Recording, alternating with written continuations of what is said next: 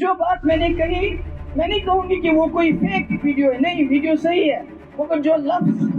میں نے کہ بہانہ بنتا ہے کہیں مجھ سے سلپ کر گیا، کیونکہ میں بہت لوگوں کے ساتھ بول رہی تھی اور اس کا غلط مطلب نکالا گیا۔ پھر میں آپ کو کہنا چاہتی ہوں، اگر میرے لوگوں کو میری اس بات سے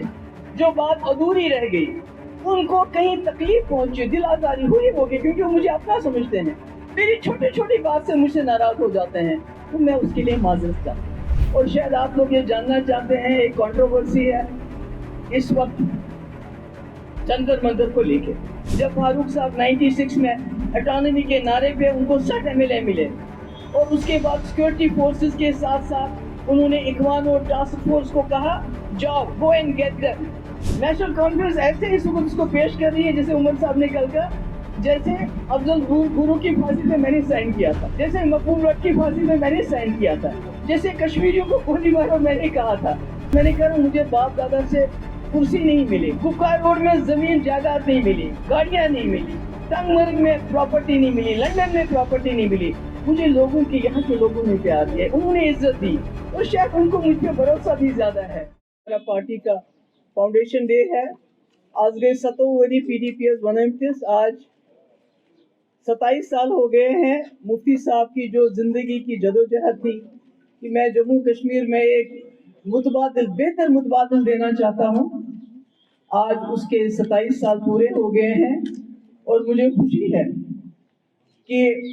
ہم جو مفتی صاحب نے جو ایک ویژن دیا تھا، ایک نظریہ دیا تھا، PDP اس پہ قائم اور دائم ہے۔ ہم آج ہر ڈسٹرکٹ لیول پہ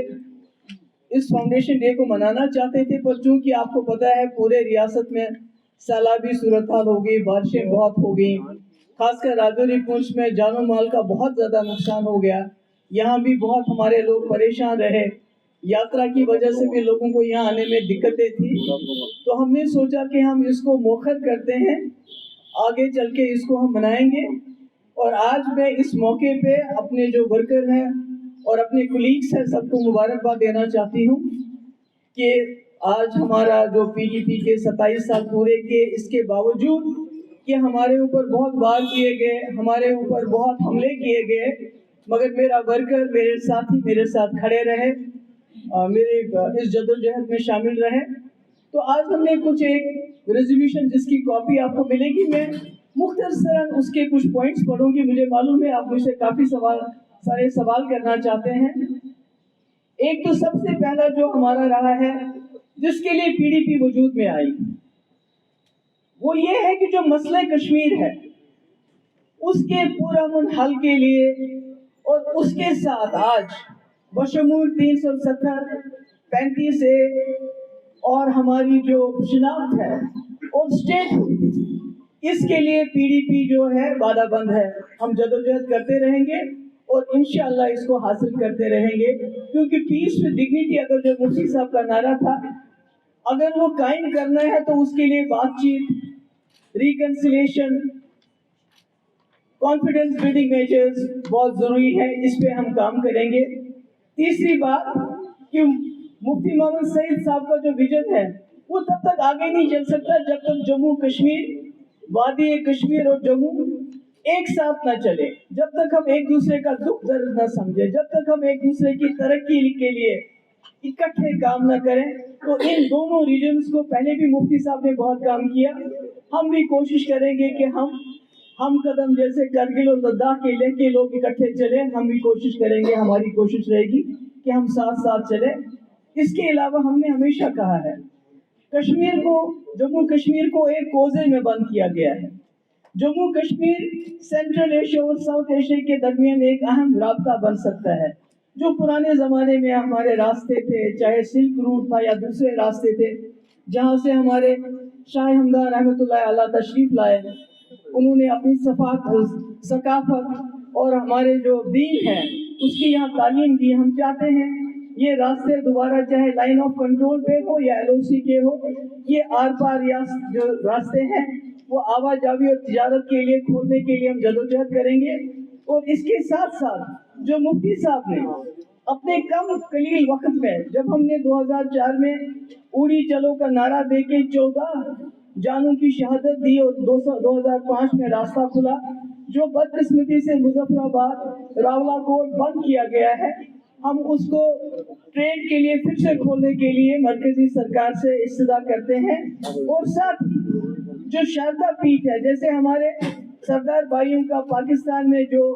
गुरु नानक देव जी की पैदाइशी जगह है, जो वहाँ का गुरुद्वारा है, वहाँ जाने की उनको इजाज़त दी जाती है। इसी तरह हमारे कश्मीरी पंडित भाई बहन हैं, उनके लिए शारदा पीठ खोला जाना चाहिए। और तमाम सियासी कैदी और जो ज़ैर हिरासत अफराद हैं, उनकी रिहाई का मुतालबा बहुत साल से करते रहे हैं। जो अंडर ट्रायल्स हैं, जो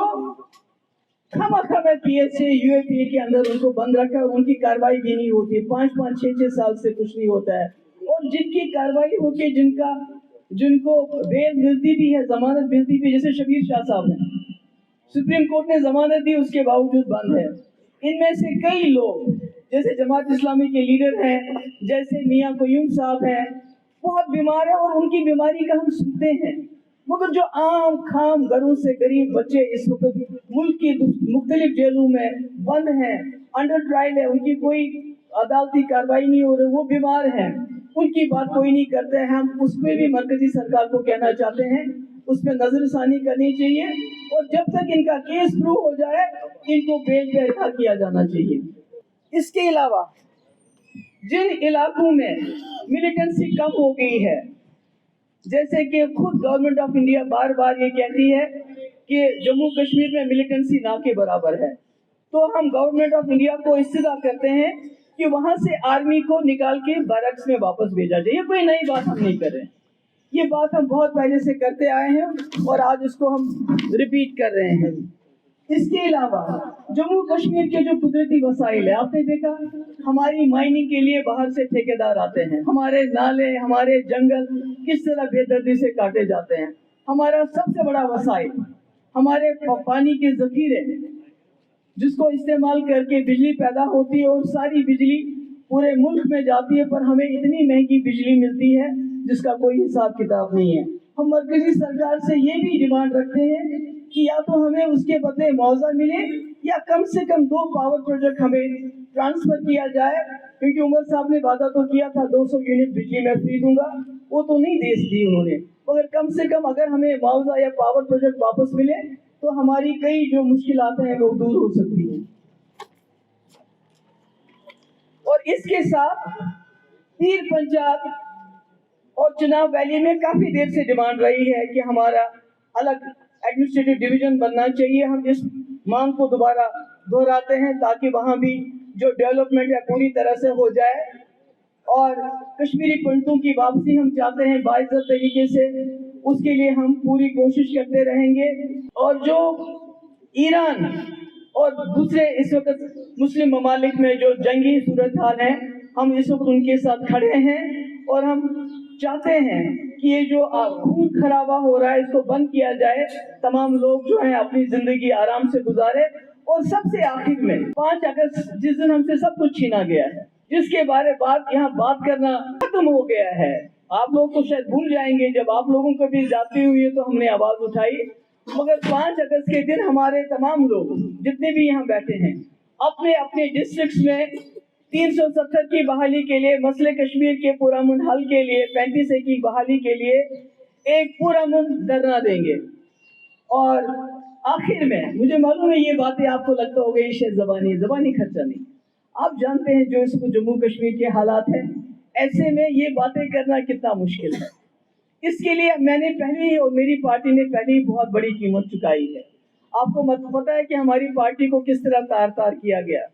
हमारे वर्कर्स को क्या किया गया। हमारा यहाँ बैठा है वही पर 2 साल इसको बंद किया, यासिर ऋषि के साथ क्या किया गया, इसको कितना ब्लैकमेल किया गया, हमारे लीडरों के साथ क्या किया, मेरे घर वालों के साथ। इल्तिजा जिसने 2019 में बात की, आवाज उठाई, वो तो पॉलिटिक्स में नहीं थी, उसका पासपोर्ट बंद, मेरी माँ को ईडी ऑफिस, मेरे भाई को ईडी, मेरी बहन जो अमेरिका में रहती है उसके अकाउंट सीज किए गए, मेरा बहनों जो चेन्नई में है उसके अकाउंट बंद, मेरे साथ जाती, मुझे ईडी ऑफिस बुलाना, मुझे घर से निकालना, सब कुछ किया। मगर मैं सिर्फ जम्मू कश्मीर के खातिर, जिनके साथ मेरा रिश्ता है, क्योंकि मुझे बाप से या दादा से कोई ताज नहीं मिला, मुझे जो कुछ दिया है अल्लाह के बाद यहाँ के लोगों ने दिया है, और मैं यहाँ लोगों के साथ खड़ी रही। और इसलिए जब हम आज ये बातें करते हैं, जिस बात के लिए न सिर्फ दिल्ली वाले हमारे मुखालिफ हैं, बल्कि जो यहाँ की जमातें हैं वो भी खौफजदा हैं, और इसलिए कोशिश की जाती है कि महबूबा मुफ्ती ने दौलत नहीं कमाई, इसने मकान नहीं बनाए, गाड़ियां नहीं बनाई, इसने अय्याशी नहीं की, बल्कि इसने लोगों के साथ एक राब्ता, एक क्रेडिबिलिटी बनाई। उस क्रेडिबिलिटी को जख्म पहुंचाने की पूरी कोशिश हो रही है। और शायद आप लोग ये जानना चाहते हैं, एक कंट्रोवर्सी है इस वक्त जंतर मंतर को लेके। मैं आपको बताना चाहती हूँ, मैंने 30 साल अपनी जिंदगी के यहाँ के लोगों को दिए। मैंने कुछ नहीं मांगा, कुछ नहीं लिया लोगों से। मेरे पास रहने के लिए जगह नहीं है, मेरे पास अपनी गाड़ी नहीं है। मैंने अपने बच्चे छोड़ के यहाँ जंगल जंगल, गांव गांव, जब फारूक साहब 96 में ऑटोनॉमी के नारे पे उनको 60 MLA मिले, और उसके बाद सिक्योरिटी फोर्सेस के साथ साथ उन्होंने इखवान और टास्क फोर्स को कहा जाओ, गो एंड गेट देम। और उस वक्त जो आज ओवरग्राउंड वर्कर को डिटेन किया जाता था, उस वक्त ओवरग्राउंड वर्कर के नाम पे, जमात इस्लामी के नाम पे, शक के नाम पे लोगों की लाशें 2-2, 3-3 दिन के बाद मिलती थी, और कभी नहीं भी मिलती थी। जैसे शेखपुरा जखन में, रफियाबाद में कीड़े पड़े थे उस लाश में, जब मैंने उनको वो लाश ला दी।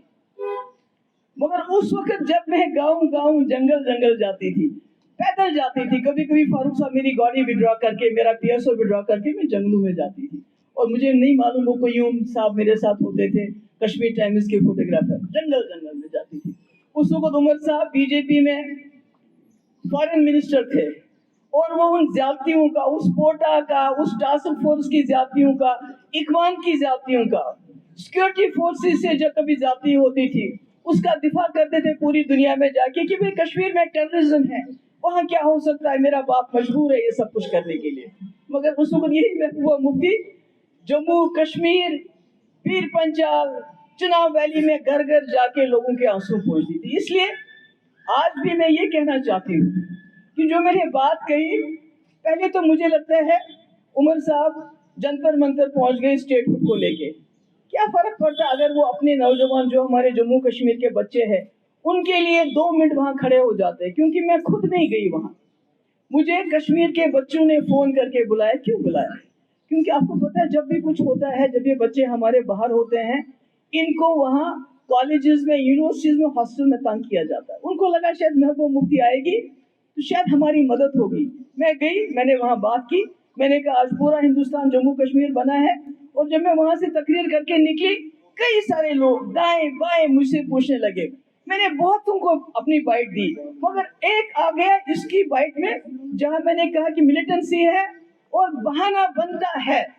बहुत बहाना जल्दबाजी में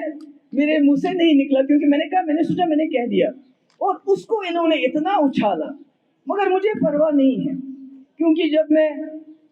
कांग्रेस में थी 96-97 में, जब मैं यहाँ ह्यूमन राइट्स वायलेशन की बात करती थी, तो फारूक साहब सीताराम केसरी के पास जाते थे, बोलते थे कश्मीर टाइम्स दिखा के, ये देखो तुम्हारी वहाँ जो CLP लीडर है ये कैसे एंटी नेशनल बातें करती है। वही काम आज उमर साहब करते हैं, वही काम आज दूसरी जमातें जो यहाँ है, B टीम, C टीम, वो कहते हैं कि हम तो यहाँ सब कुछ नॉर्मलाइज करना चाहते हैं। मगर महबूबा मुफ्ती और उसकी पार्टी बयानबाजी करते हैं और हम मजबूर होते हैं बयान देने के लिए। तो इसलिए आज मैं कहना चाहती हूँ,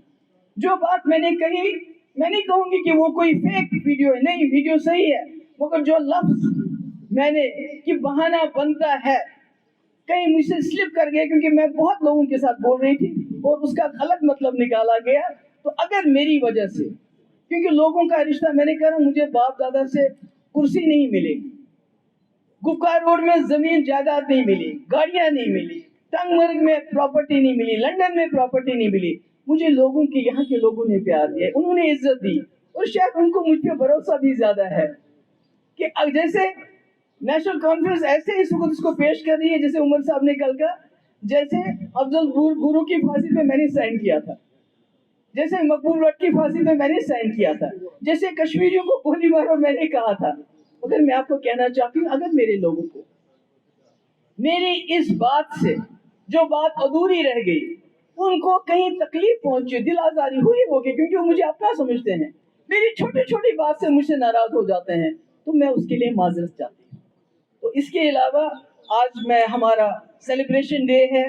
PDP کا, تو میں چاہوں گی آپ سب لوگ چائے جوس جو بھی ہم سے بن پڑے گا آج آپ ہمارے ساتھ ہمارے دن کو منائیے. بہت بہت شکریہ.